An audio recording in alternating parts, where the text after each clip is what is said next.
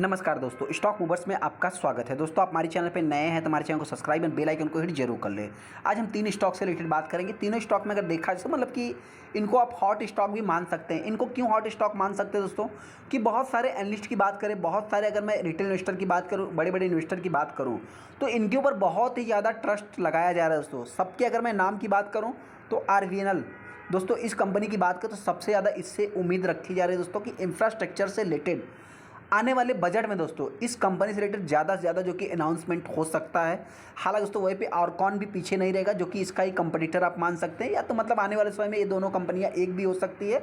इससे रिलेटेड पहले ही अनाउंसमेंट हो गया दोस्तों, अभी तक मतलब कि कुछ भी हुआ नहीं है दोस्तों। लेकिन हाँ, जो भी मर्जर्स होते हैं, डीमर्जर्स होते हैं दोस्तों, इनमें बहुत ही लंबा प्रोसेस रहता है। लेकिन हाँ, आने वाले समय इन दोनों कंपनियों को आप चाहे तो कंसीडर भी कर सकते हैं। हालांकि दोस्तों इन दोनों कंपनियों से रिलेटेड जब भी इंफ्रास्ट्रक्चर से रिलेटेड कोई भी न्यूज आएगी, बजट से रिलेटेड दोस्तों, मतलब कुछ अनाउंसमेंट होंगे, तो ज़्यादा से ज़्यादा फायदा किसको होगा दोस्तों?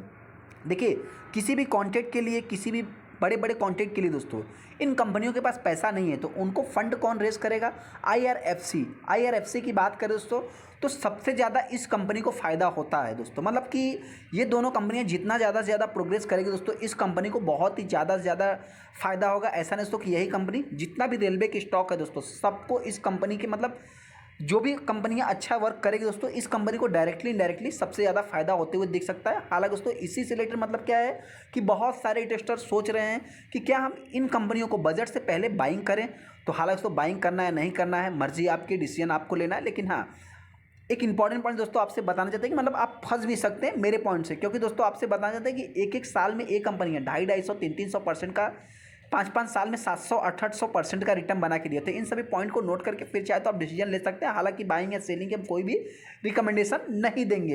स्टॉक हमारा ऑरकॉन इंटरनेशनल है दोस्तों। ऑरकॉन इंटरनेशनल की बात कर सकते तो इंफ्रास्ट्रक्चर से रिलेटेड काम करती है कंपनी। हालांकि दोस्तों इनसे रिलेटेड मैंने बहुत ज़्यादा मतलब कि हमको डीप में जाने की जरूरत नहीं है। आज के दिन अगर आप देखेंगे तो 2-2.5%, 2.25% के आसपास स्टॉक में तेजी देखने को मिली है।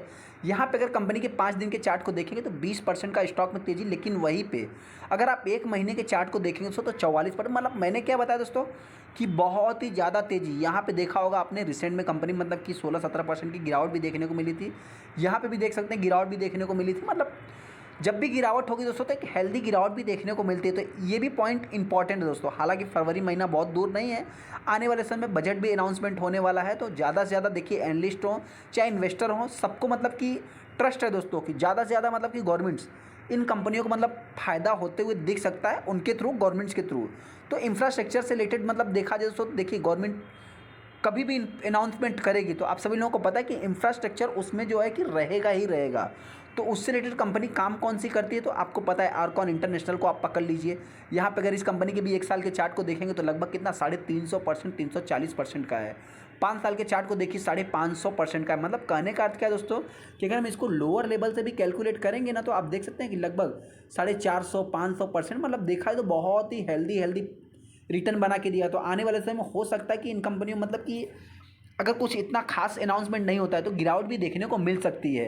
यहाँ पे अगर मैं इस कंपनी की बात करूँ तो जैसा कि आप यहाँ पे देख सकते हैं कि IRFC, ऑरकॉन, HLA, वेल, बहुत सारी कंपनियाँ दोस्तों इंटरिम बजट के मतलब इंटरिम बजट का जो कि मतलब आप कह सकते हैं कि इनसे रिलेटेड अनाउंसमेंट हो सकते हैं। इसी कारण स्टॉक में अपने को तेजी भी देखने को मिल रही है।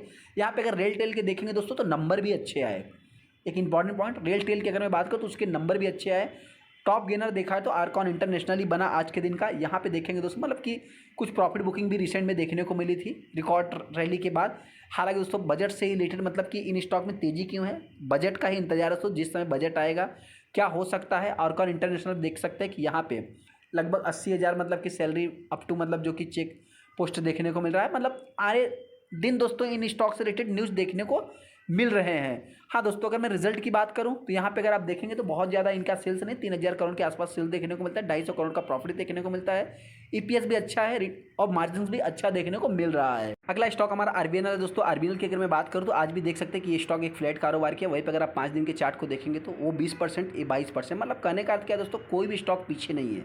आप यहाँ पे देख भी सकते हैं कि लगभग 1 महीने में 70% का रिटर्न है। मैंने क्या बताया दोस्तों कि सबसे ज़्यादा अगर किसी को फायदा होगा तो RVNL को फायदा होते हुए दिख सकता है। यहाँ पे 125% का जो है कि आप देख सकते हैं कि 6 महीने में रिटर्न बना के दिया है। 1 साल की अगर मैं बात करूँ तो लगभग 300 सवा 300% का है, और 5 साल में देखेंगे दोस्तों तो 1400% का रिटर्न है। मतलब कहने का अर्थ क्या है दोस्तों कि सबसे ज़्यादा अगर किसी को फ़ायदा होगा तो आरबीएनएल को आप मान सकते हैं।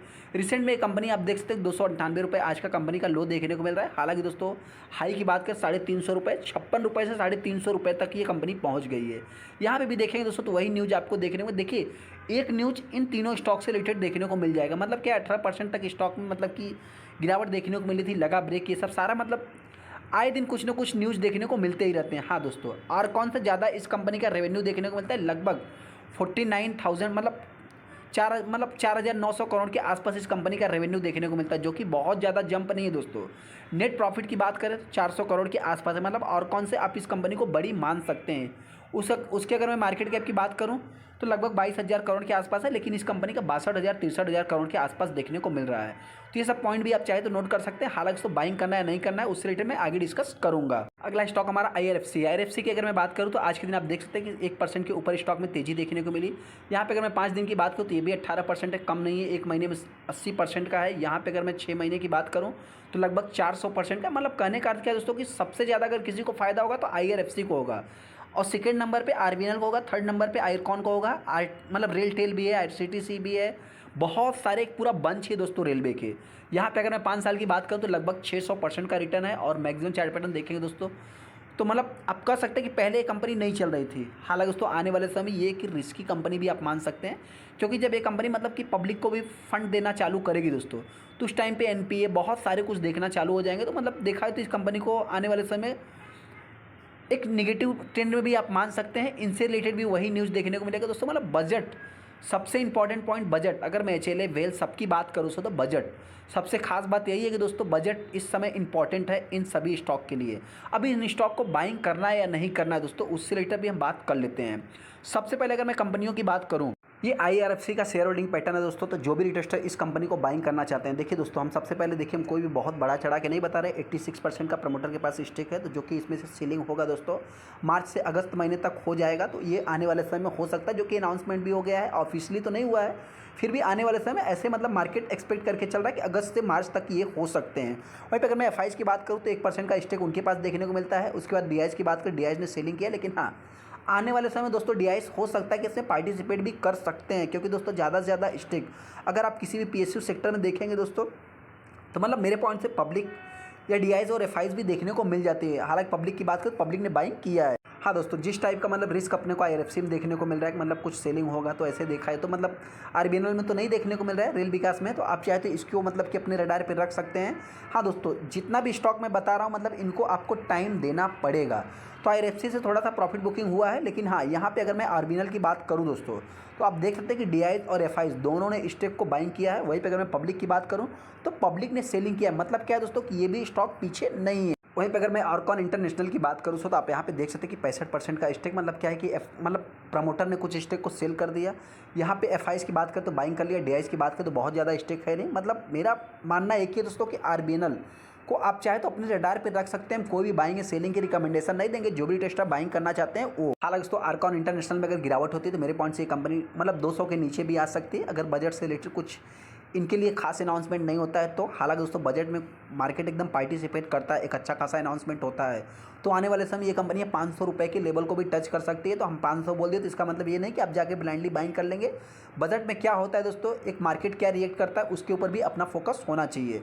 यहाँ पे आरबीएनएल की बात करें तो नो डाउट आप इस कंपनी के साथ जा सकते हैं, लेकिन हाँ बजट्स में अगर मार्केट इसके साथ मतलब कि थोड़ा निगेटिव रिएक्ट करता है तो आपके पास होल्ड करने की कैपेसिटी होनी चाहिए, क्योंकि दोस्तों अभी तक सबसे अच्छा खासा रिटर्न बना के दिया है।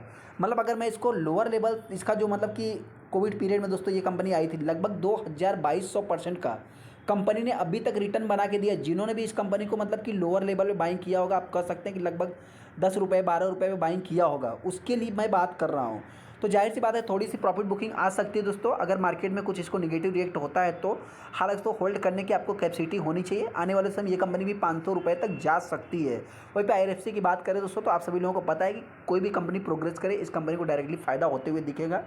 आने वाले समय ये कंपनी दोस्तों मतलब कि मार्केट में क्या बजट आते हैं, क्या होता है, उसको उससे इस कंपनी को मतलब कोई भी असर नहीं पड़ेगा। मेरे पॉइंट से आने वाले समय ये कंपनी 200 रुपये तक जा सकती है। हाँ, शॉर्ट टाइम में कुछ गिरावट भी देखने को मिल सकती है, तो हो सकता है कंपनी 150 से 120 के आसपास ट्रेड भी कर सकती है।